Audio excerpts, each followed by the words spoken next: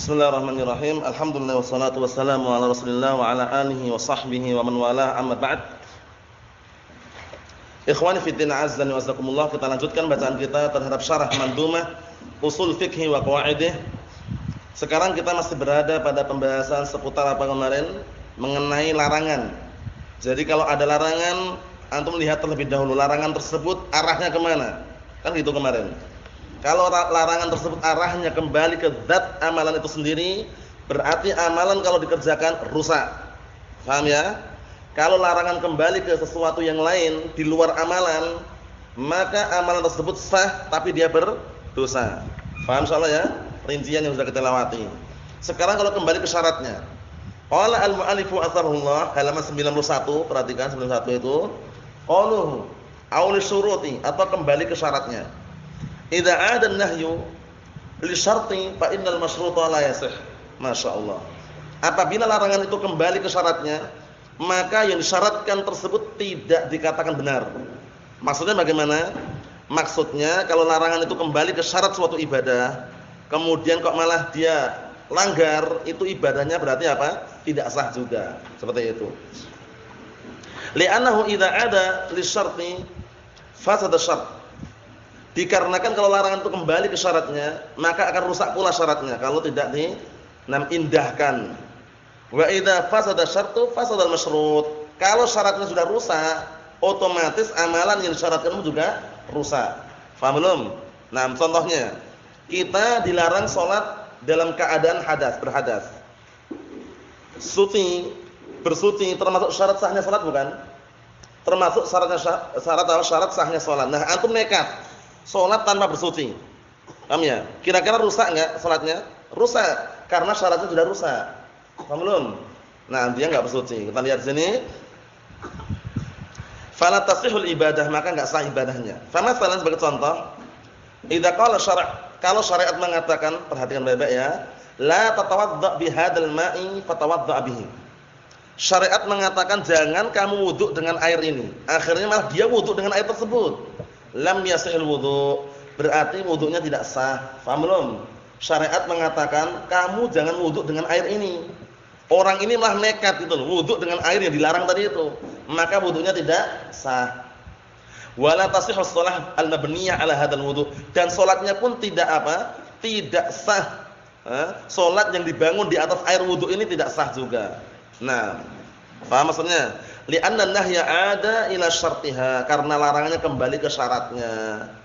Disyaratkan kalau kamu wudu jangan pakai air ini. Dia malah nekat itu loh. Nekat menggunakan air tersebut. Makanya kalau dia menggunakan air tersebut, rusak syaratnya, rusak pula masyrutnya. Masyrutnya disyaratkan. Kita lihat, wa min dzalika an-nahyu 'anis shalah fil hammam. Nah, fil hammam di antara contohnya ada larangan salat di dalam kamar mandi. Salat di mana? Dalam kamar mandi dilarang. Nah, dia nekat salat dalam kamar mandi. Dia nekat salat di dalam kamar mandi. Nah, bagaimana kita lihat? Dan juga larangan wassalah fil maqbarah, dan juga larangan salat di apa? Di kuburan. Nah, barakallahu fikum. Karena apa? Al-ardu kulluha masjid illa al-maqbarah wal hammam. Karena bumi itu semuanya masjid. Antum salat di mana saja silakan tafadhol, kecuali apa? Kamar mandi dan kuburan. Paham ya? Para ulama telah menyebutkan untuk masalah kuburan, kecuali kalau salat jenazah. Salat jenazah itu diperbolehkan salat di area perkuburan, bukan di atas kuburan, yang ingat-ingat ya. Maksudnya salat di area perkuburan itu paham enggak antum? Kan kuburan itu kan ada areanya, area lingkungan. Ya enggak? Nah, salat diperbolehkan salat di kuburan ketika salat jenazah. Itu maknanya salat di atas kuburan atau di area perkuburan? Di area lingkungan, bukan di atas kuburan. Enggak boleh kalau di atas kuburan. Paham ya? Nah, seperti itu. Paham ya insyaallah ya, kita lihat sini. Seperti larangan salat di kuburan. Fa idza shalla fihima fa inna salatahu la tasih. Kalau ternyata dia nekat salat di dua tempat tersebut, maka salatnya tidak sah. Al-ardu kulluha masjidun illa al-maqbarah wa hammam. Itu hadisnya. Al-ardu kulluha masjidun illa al-maqbarah wal hammam. Bumi itu semuanya masjid. Antum salat di manapun silakan tafadhol, di lapangan, di depan rumah. Maksudnya suci gitu ya, kecuali makbarah dan hammam. Kecuali kuburan dan na'am barakallahu fikum, na'am kamar mandi. Ewa, kita lihat di sini. Li'annal buq'atun manhiyun 'anis shalah fiha. Karena tempat, buq'ah itu tempatnya, dikarenakan tempat tersebut tempat yang dilarang untuk salat di situ. Paham? Jadi kalau antum salat, barakallahu fikum di kuburan enggak diperbolehkan. Salat di dalam kamar mandi enggak diperbolehkan. Salat di kandang kambing boleh enggak Abdullah? Malah boleh. Paham ya? Nah, karena apa? Karena kotoran hewan yang halal dimakan itu enggak najis. Paham belum? Sehingga misalnya taruhlah antum posisi terpaksa, sembunyi karena dikejar oleh oknum-oknum yang tidak bertanggung jawab misalkan, sembunyi di kandang kambing. Paham ya? Di situ ada air juga, antum wudu, salat di situ. Sah-sah saja salatnya. Paham ya? Nah, marabit al-ghanam yaitu kandang-kandang kambing boleh. Tapi kalau salat di hammam jangan. Salat di makbarah jangan, kecuali salat apa tadi? Janazah. Itu pun bukan di atas kuburan, tapi di area perkuburan. Naam. Kita lihat lagi, wa masala al-ulama al-nahyi al-'aid ila syartil ibadah. Dan para ulama telah mencontohkan larangan yang kembali kepada syarat ibadah bi rajulin shalla fi shaubin muharram. Alaih, masyaallah. Ya, yaitu apa? Yaitu mencontohkan dengan apa? Orang yang salat dengan pakaian yang diharamkan. Pakaian curian, pakaian sutra, haram kan? Ayo kita lihat. Misal contohnya an yusalliya fi shaubin harir ma'a tahrimihi. Dia nekat salat pakai pakaian terbuat dari sutra bersamaan haramnya sutra tersebut. Jadi kita lewati pembahasannya. Sutra itu haram bagi kaum lelaki. Kecuali berapa kemarin? Kecuali kadar berapa kemarin? Akhfajri. Kain sutra haram digunakan untuk kaum lelaki. Kecuali kalau batasnya berapa kemarin? Kurang dari berapa? Waktu itu antum ikut enggak waktu pembahasan kitab libas itu? Belum ada ya? Ayo kecuali berapa Abdullah? Kecuali sesuai dengan kadar 4 jari. Paham ya? Nah, kurang dari itu bagus. Kalaupun paling banyak 4 jari. Ini kalau seandainya mau menggunakannya. Berbeda halnya kalau dia punya penyakit hikkah. Penyakit hikkah itu punya gatal yang parah, itu boleh menggunakan semuanya pun boleh dalam rangka untuk berobat. Paham ya? Nah, sekarang ini enggak ada apa-apa, enggak sakit wala syai'. Dia sengaja salat pakai apa? Pakai jubah terbuat dari sutra. Jubah tersebut apa? Bentuknya bentuk jubah haramain taruhlah. Sutra tapi yang ingat ya. Fa inna sholatahu la tasih. Salatnya enggak sah. Ini menurut sebagian ulama ya. Menurut sebagian ulama, walaupun yang rajih sudah kita lewati, kalau larangan itu tidak kembali ke zat amalan itu sendiri, maka salatnya sah, cuma dia berdosa. Kita lihat. Namanya para ulama kan berbeda pendapat. Dan lihat sini, wa 'allalu dzalika bi anna sitrul aurah syartun mustiyatis shalah. Mereka mengambil alasan. Mereka menjadikan alasan kenapa salatnya enggak sah? Dikarenakan menutup aurat itu adalah syarat sahnya salat itu benar. Menutup aurat itu syarat sahnya salat itu benar. Wa yushtaratu lidzalika syartu an yakuna mubahan. Syaratnya pakaian yang dipakai untuk menutup aurat tersebut adalah pakaian yang mubah yang diperbolehkan. Fa in kana muharraman, kalau pakaian itu haram, fa inna sholata la tasih. Maka salatnya enggak sah. Ini menurut sebagian ulama. Faham soalannya ya? Jangan gagal paham ya. Faham belum, Hasan? Menurut siapa ini, Hasan? Sebagian ulama. Na'am barakallahu fikum. Kita lihat lagi. Kata beliau, fa in kana muharraman fa inna sholata la tasih li'anna nahya ya'udu ila syartil ibadah. Kalau seandainya apa barakallahu fikum, pakaian tersebut pakaian haram, maka salatnya enggak sah karena larangan kembali ke mana? Syarat ibadah. Ini pendapatnya marjuh atau rajih? Marjuh. Yang rajih kalau barakallahu fikum larangan untuk kembali di luar ibadah, maka ibadahnya sah, cuma dia berdosa. Kita lihat sebaliknya. Misalu ma'ada nahyu ila syarti fil muamalat. Contohnya yang kembalinya apa? Kembalinya larangan kepada syarat di dalam muamalah transaksi jual beli atau semisalnya. Pahami Bapak ini ya? Kembali larangannya bukan ke zat ibadah tapi ke syaratnya. Nah, kalau di sini menurut pendapat beliau, kalau kembali ke syaratnya batal juga tadi ya. Tapi pendapat yang rajih kan tidak. Karena enggak ada larangan jangan kalian salat pakai sutra, enggak ada. Paham ya? Sehingga larangan memakai sutra itu sendiri, salat sendiri. Sehingga ketika dia nekat salat dengan sutra, salatnya sah atau tidak? Pendapat yang rajih. Salatnya sah, cuman dia berdosa. Misal ma'adan nahyu ila syarti fil muamalah. Contohnya sekarang yang larangan itu kembali bersyarat di dalam muamalah. An-nahyu an bai'il haml fil batn. Larangan menjual hewan yang hamil. Hewan yang hamil. Maksudnya bagaimana hewan yang bunting, sapi bunting, kambing bunting, kerbau, kuda misalkan, gajah. Paham ya? Nah, dilarang jual beli apa? Posisi hewan itu dalam keadaan hamil. Membawa janin dalam perutnya. Nah, kita lihat sini. Wa nahyun Nabi SAW an bai'il gharar, dan juga larangan Rasulullah SAW terhadap apa? Jual beli gharar yang ada penipuan. Larangan Rasulullah SAW terhadap jual beli yang ada apa? Penipuan di dalamnya. Kita lewati ya. Nah, kenapa kok dilarang kita menjual hewan yang apa? Menjual hewan yang dalam keadaan hamil. Nah, kalau menjual hewan yang dalam keadaan hamil itu boleh. Yang dilarang itu menjual anak yang ada dalam kandungan itu loh. Aku jual sapi ini, sapi yang hamil ini dengan anak yang ada di dalamnya sekian, itu enggak boleh. Tapi kalau jual sapi hamil enggak masalah. Dihargai ya sapi itu, sapi hamil. Adapun kalau dihargai sendiri anak dalamnya itu enggak boleh. Karena apa? Belum tentu nanti kalau lahir itu hidup. Paham ya? Kan kita enggak tahu juga kan, ternyata sapinya bunting dijual. Aku jual sapi ini, sapi bunting ini karena dalamnya ada anaknya sudah di USG. Paham ya? Nah, barakallahu fikum, calonnya anaknya jantan misalkan.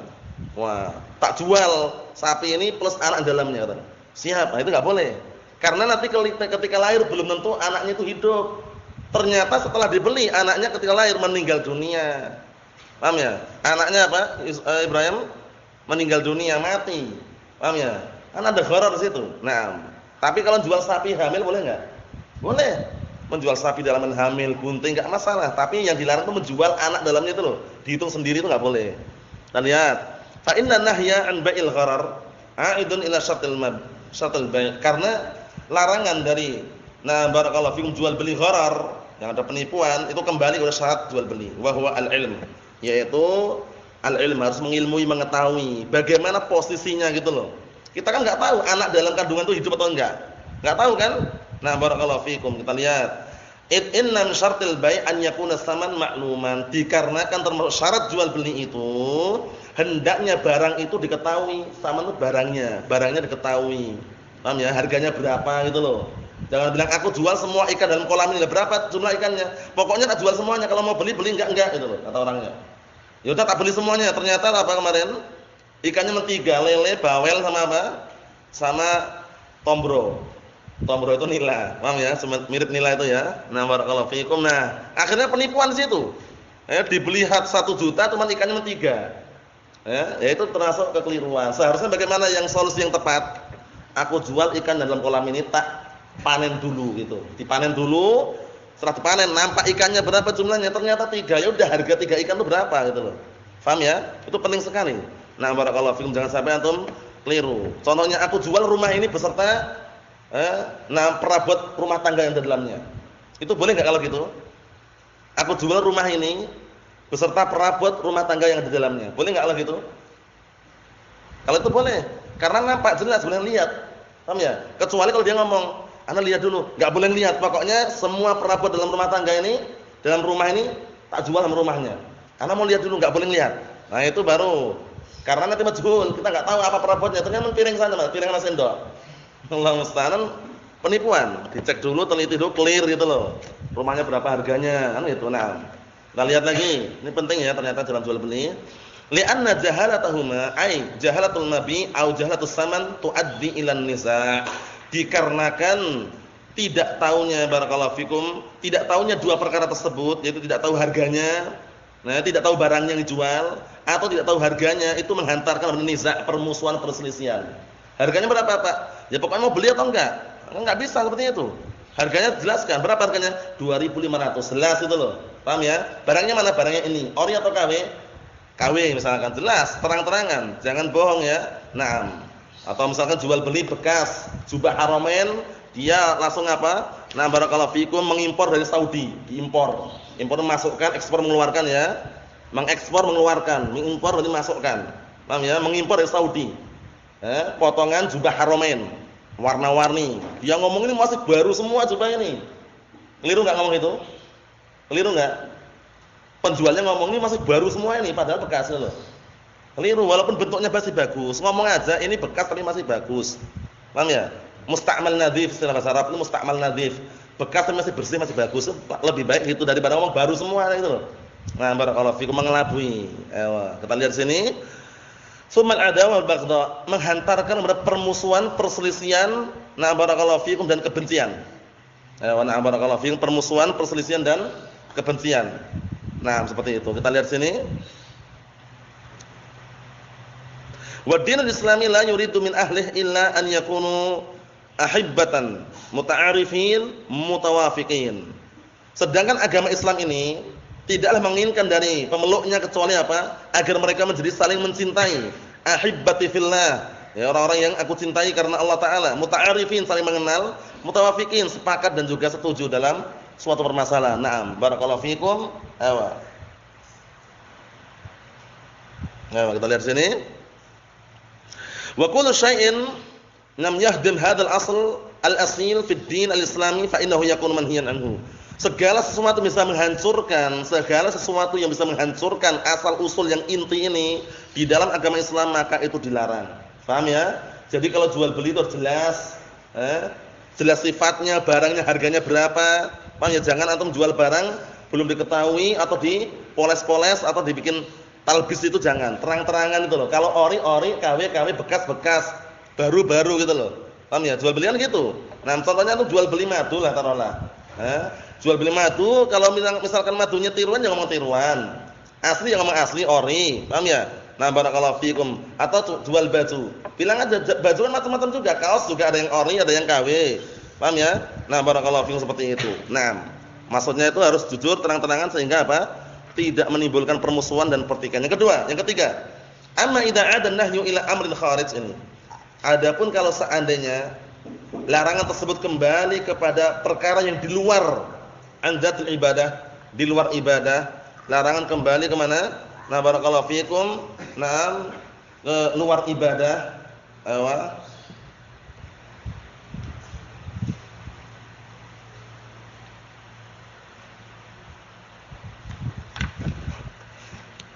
Artinya apa? Adapun kalau seandainya larangan itu kembali ke luar, di luar apa? Zat ibadah, wa syartiha, dan di luar syaratnya, fa innahu yasih, maka amalan ibadah itu sah. Ini yang tadi kita bahas tadi itu ya. Dia sah, cuman dia berdosa. Dia sah, cuman dia apa? Cuman dia berdosa. Kalau seandainya apa? Kalau seandainya, nah barakallahu fikum, dia apa? Dia mengerjakan perbuatan tersebut, larangannya apa? Larangannya itu kembali di luar ibadah itu loh. Paham ya? Larangannya kembali di luar ibadah. Paham maksudnya? Kita lihat sini. Wa masalu lidzalika fil ibadat bi lubsil insan imamatan muharramatan fis shalah. Mereka mencontohkan, nah barakallahu fikum, perbuatan tersebut dalam masalah ibadah dengan seseorang memakai surban yang diharamkan di dalam salat. Ka imamatul harir. Seperti memakai apa? Surban terbuat dari sutra. Kok sebenarnya mirip yang sebelumnya ya? Kalau sebelumnya tadi kan larangan pakai sutra. Paham ya?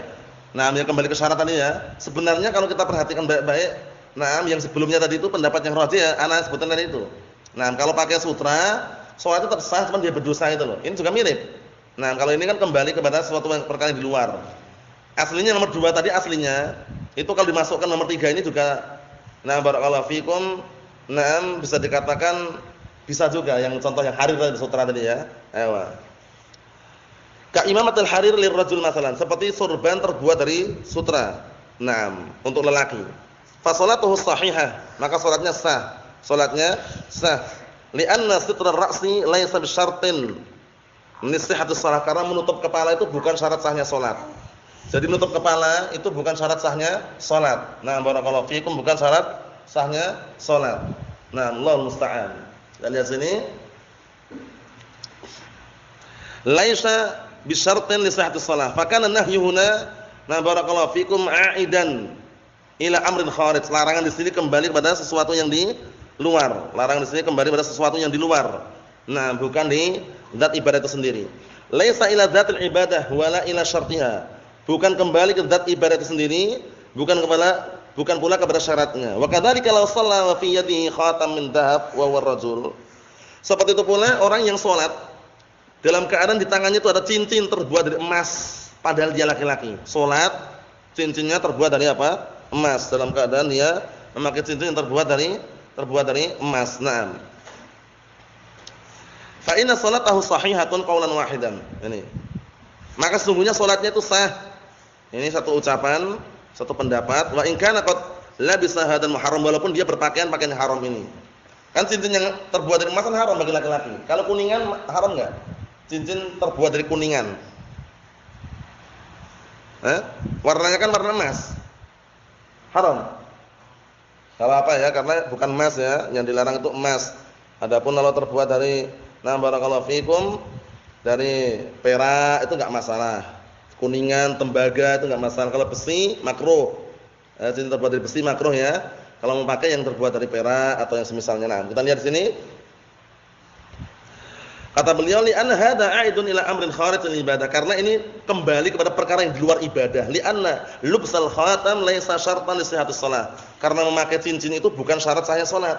Antum ketika salat enggak pakai cincin sah enggak salatnya? Sah-sah saja. Oleh karena itu ketika antum salat kok pakai cincin terbuat dari emas, salatnya sah cuman berdosa. Paham ya? Seperti itu. Nah. Wa misal dzalik, dan contohnya semisal itu, laula bisa qiladatan min dhahab. Apa qiladah? Apa qiladah itu, Ibrahim? Kalung. Ayo.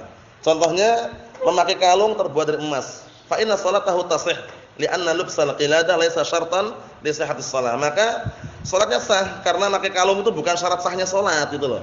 Falam yakun nahyu a'idan li dzatis shalah wala li syartiha. Maka larangan di sini tidak kembali ke zat salat dan juga tidak kembali kepada syaratnya. Wa mimma nuhiya anhu, termasuk yang dilarang juga, wa huwa la ya'udu ila dzatis syai' wala ila syartih. Yang mana larangan tersebut tidak kembali ke zat sesuatu tersebut dan tidak pula kembali ke syaratnya. Fil muamalah, dalam masalah muamalah, perhatikan baik-baik, muamalah transaksi jual beli biasanya ya, atau masalah transaksi pernikahan atau yang semisalnya itu namanya muamalah namanya. Nah, barakallahu fikum. Talaqi al-jalab. Talaqi al-jalab. Nah, fa inna an-nabiyya sallallahu alaihi wasallam qala barakallahu fikum la talaqqau al-jalab. Artinya apa? Artinya barakallahu fikum menghadang orang kampung, orang gunung, dia mau jual barangnya ke kota, dihadang di tengah jalan. Itu maksudnya gitu. Dikasih harga yang tidak normal gitu loh. Paham belum? Bapak mau kemana, Pak? Mau ke pasar sana, mau jual ini. Oh, tak beli aja, Pak. Nah, belinya ini bukan dengan harga normal. Dia membeli dengan harga yang murah, yang orang ini enggak tahu harga di kota seberapa itu loh. Paham belum? Talaqul jalab itu maksudnya itu menghadang itu. Wal jalab humul ladzina ya'tuna bis-sar' ilal bilad. Nah, itu termasuk di antaranya juga ya. Wal jalab humul ladzina ya'tuna bis-sar' ilal bilad wa laysu min ahlil bilad liyabi'uha wa yang sarifu. Jalab itu adalah orang-orang yang datang dengan suatu barang di suatu negeri, dia bukan penduduk kampung itu. Untuk menjual barangnya biar kampung itu enggak tahu gitu loh. Paham belum? Contohnya lah, antum datang ke pelosok yang sana enggak mengenal sandal eger lah. Atau orang kota bawa sandal eger, dibawa ke kampung itu, dijual itu. Ini bagus nih, Pak, ini. Ini harganya suatu ini ori, ini harganya 250 misalkan. Nah, yang ini sekian-sekian. Nah, antum ngasih harga tidak seperti harga yang di normal karena antum melihat orang kampung itu enggak ada yang tahu gitu loh. Kan ada penipuan. Seharusnya kalau antum jual harga normal enggak masalah. Paham belum? Ini ori ini Pak 500.000 Pak, di kota aja enggak dapat misalkan. Nah, dia datang ke situ di kampung yang dia bukan kampung dia untuk menjual wayang sarifu, selain pergi. Faqad nahan Nabi sallallahu alaihi wasallam an talaqihim. Maka sungguh Rasulullah melarang untuk berjumpa kepada mereka atau mendatangkan mereka. Li'anna fi talaqihim dararain. Karena di dalam barakallahu fikum berjumpa atau mendatangkan al-jalab tadi itu ada dua bahaya. Ad-darar awal, bahaya yang pertama, annahum rubbama yashtarawna minal jalab bi nukhsin fayaqul ghubn. Ini. Karena bisa jadi ini ada dua jenis ya, jalab itu bisa jadi orangnya datang menjual barang yang tidak dikenal di situ dengan harga yang mahal yang tidak seperti yang dijual di pasarannya. Atau dengan cara yang kedua, annahum rubbama yashtarawna minal jalab, bisa jadi dia apa? Barakallahu fikum membeli dari jalab dari orang yang datang dari kota tadi itu biruksin dengan harga murah, fayaqul ghubn. Akhirnya terjadi penipuan di situ. Paham ya? Barakallahu fikum, karena mungkin barangnya udah enggak bagus, enggak layak dijual di kampung-kampung, dijual murah misalkan. Wa dar ats-tsani, barakallahu fikum, bahaya yang kedua, annahum yuharrimuna ahlal balad mimma yahsul min wara'i al-muamalah ma'a haula'il jalab. Dikarenakan nanti akan mengharamkan penduduk negeri tersebut dari apa yang barakallahu fikum yang terjadi di balik muamalah transaksi tersebut bersama mereka orang-orang yang pendatang tadi itu, yang datang memberikan harga yang mungkin enggak normal, itu kan akhirnya apa? Akhirnya kan jadi ada unsur penipuan itu loh. Sesama kampung itu mungkin harganya normal. Orang datang baru punya anak murah ini Pak, tak bawa dari kota langsung ini. Jadi Bapak beli ini ori harganya murah. Nah, padahal di situ juga ada orang yang jual ori gitu loh. Tapi itu satu kampung. Yang datang ini bukan orang kampung itu. Datang ke situ menjual barang yang lebih murah dari yang dijual di kampung itu. Paham ya? Itu kan kurang tepat. Konfirmasi. Yang tepat konfirmasi. Penduduk pendatang tadi konfirmasi dulu. Di sini berapa ya Pak pasarannya Pak? Jangan dia datang ke situ merusak pasaran. Nanti akan terjadi apa nanti Ibrahim kalau gitu? Pertengkaran, pertikaian, permusuhan, perkelahian. Paham ya? Bahkan pertempuran nanti. Paham ya? Kalau misalkan keadaan seperti itu, dia tanya, "Pak, anak pendatang Pak di sini. Di sini berapa ya Pak kalau sandal eger, kalau ori berapa ya Pak?" Kalau ori rata-rata 250, tapi kalau KW ya 50.000 pun dapat. Nah, terang-terangan gitu loh. Jangan dia langsung datang ke situ, enggak konfirmasi padahal situ juga ada orang jual ori juga, dia jual harga murah. Ini punyaku ori cuma 50.000. Ori benar, bayangkan itu. Ini bekas, paham ya? Jadi dia memancing-mancing akhirnya masyarakat situ membeli dari dia. Pedagang yang asli kampung itu enggak laku. Nah itu. Paham belum? Fungsi tujuan jalab tadi itu kenapa disyariatkan untuk permisi terlebih dahulu biar tahu harga rata-rata di situ. Paham enggak maksudnya ini? Kan biar orang pendatang enggak tahu harganya. Dia langsung bawa harga yang murah di kampung itu padahal di kampung itu sudah ada penjual yang sama barang jualannya gitu loh. Jadi dia konfirmasi terlebih dahulu. Mahum insyaallah teman-teman, Husain. Ayo, kita lihat berikutnya. Fahadan nahyu la yufsidul bai', larangan seperti ini enggak sampai merusak jual beli. Yakni law anna rajulan talaqa al-jalab. Kalau seandainya ada orang yang dia itu malah justru menyambut dan bertemu dengan jalab tadi itu, washtara minhum dan beli dari mereka. Kalau biasanya jalab itu orang kota datang ke kampung gitu loh, bawa barang yang harganya tidak normal yang dijual di kampung tersebut gitu loh. Nah, barakallahu fikum. Setelah sini washtara minhum, dia beli dari mereka. Fa innal bai'a yaqa'u sahihan ma'a tahrimi talaqi. Paham ya? Jual belinya sah, bersamaan dia diharamkan untuk apa? Menyambut bertemu sama jalab tadi itu. Wa dzalika li anna nahya la ya'udu ila nafsil bai' wa la ila syartih. Karena larangan ini tidak kembali kepada apa? Larangan ini tidak kembali kepada jual beli tersebut dan juga tidak pula kembali kepada syaratnya. Nah, ada larangan sendiri. Nah, wa dalil sihhatihi qaulin Nabi sallallahu alaihi wasallam, dalil mengenai sahihnya jual beli tersebut adalah sabda Rasulullah sallallahu alaihi wasallam, fa idza ata sayyiduhu as-suq fa huwa bil khiyar. Apabila telah datang pemiliknya, nah barakallahu fikum, di pasar tersebut maka boleh dia memilih. Yakni idza atal bai' as-suqa wa ra'a annahu maghbunun falahul khiyar. Kalau seandainya penjual tersebut datang ke pasar dan dia melihat bahwasanya ada sesuatu yang ditipu di situ, maka boleh memilih. Paham ya? Nah, jadi kalau jual beli itu ya jangan sampai ada unsur menipu atau yang semisalnya, karena penipuan sangat banyak sekali. Apalagi sekarang zaman yang penuh dengan apa, Yusuf? Teknologi yang canggih. Jual beli serba online itu loh. Kalau zaman dahulu kan offline. Paham ya? Soalnya offline itu kan datang langsung ketemu barangnya, lihat itu loh. Kalau zaman sekarang kan online. Online itu banyak penipuan. Warnanya biru yang dijual datang hitam. Paham ya? Transaksinya ori yang datang KW, sering sekali seperti itu ya. Allah musta'an. Jadi hati-hati. Nah, barakallahu fikum, hati-hati. Nah, kita lihat sini. Wa min dzalika, di antaranya juga contoh, ay mimma la ya'udun nahyu fihi ila syartil syai' wa la ila dzatih. Contoh larangan tidak kembali kepada zat sesuatu tersebut dan tidak pula kembali bersyaratnya tasriyatul laban fi dar'i bahimatil an'am. Ini penting juga nih. Tasriyatul laban itu membiarkan susunya sengaja 3 hari enggak dipanen susunya. Dipanen apa kalau susu itu? Kalau susu air susu yang ada kambing etawa atau sapi itu biasanya air susunya dipanen atau diapain? Diapain ya? Diperah ya? Diperah. Nah, 3 hari sengaja sama dia apa dibesarkan itu loh. Biar orang nanti ketika membeli tertipu gitu loh. Paham ya? Nah, kita lihat sini. Nah, tasriyatul laban fi dar'i bahimatil an'am, yaitu membiarkan air susu berada di kantong air susu tersebut. Ana bilang kantong air susu, paham ya maksudnya ya? Nah, barakallahu fikum, pada binatang ternak tersebut. Jam'ul laban fi dar'il bahimah, mengumpulkan air susu di kantong air susu binatang ternak tersebut. Paham ya? Kantong air susu paham maksudnya kan? Bukan kresek loh. Bukan kresek plastik ya. Antum paham maksud kantong air susu? Antum paham juga? Jangan sampai gagal paham ya. Alhamdulillah paham? Kantong air susu apa itu maksudnya? Bukan kresek ya? Yang penting udah paham ya udah, kalau paham enggak perlu dijelaskan lagi. Nah, ini sengaja contohnya kambing etawa lah. Dia biasanya jual setiap hari diperah. Tapi hari itu biar nampak besar itu loh. 3 hari itu enggak diperah sama dia sehingga orang lihat, Masya Allah, air susunya banyak ya, itu loh. Paham ya? Kita lihat. Nah, barakallahu fikum. Fa inna nabiyya sallallahu alaihi wasallam naha anhu, karena sesungguhnya Rasulullah itu melarang.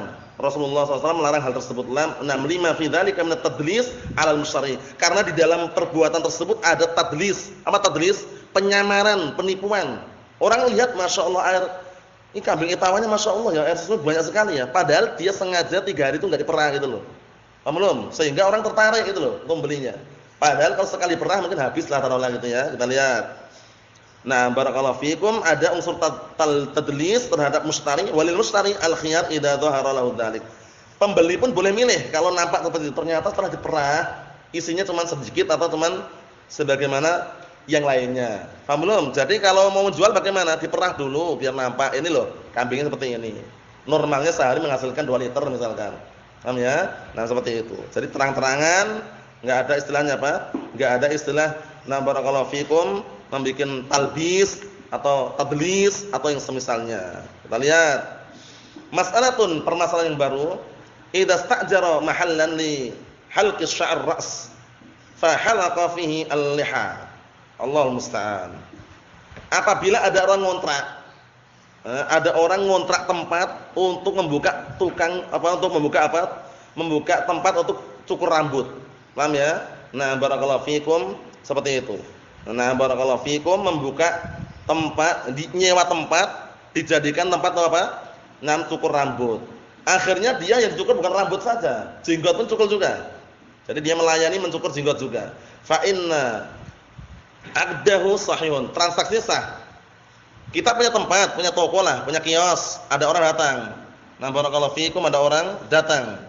Nah, punya kios, punya tempat, ada orang datang. Pak, ana mau ngontrak, Pak. Ngontrak apa? Ngontrak kios untuk apa? Untuk buka cukur rambut. Kata orangnya ini. Kata si A, siap katanya. Ternyata dia buka apa? Buka tempat tersebut untuk cukur rambut plus juga mau kalau nyukur jenggot itu loh. Cukur jenggot juga mau. Kita lihat transaksinya sah atau tidak? Transaksinya sah, cuman dia berdosa dengan perbuatannya. Li'anna aqdahu ala fi'lin mubah. Transaksinya kan perbuatannya boleh. Kontrak mengontrakkan boleh. Ya enggak? Berapa Pak? Per bulannya 500.000. Untuk apa ya? Untuk membuat apa? Dijadikan tempat cukur rambut. Kan transaksinya kan sah gitu loh. Wa ammal ladzi istajara wal mahalli yahliqul liha. Adapun kalau dia itu mengontrakkan tempat untuk apa? Mencukur jenggot, mengontrakkan tempat. Sengaja ini pemilik kiosnya, pemilik rumahnya mengontrakkan tempat untuk mencukur jenggot. Fa aqduhu batil, transaksinya batil. Atau sebaliknya, dia ngomong, "Pak, ana mau membuka mau nyewa tempat ini untuk apa? Mencukur jenggot." Terang-terangan itu juga transaksinya apa?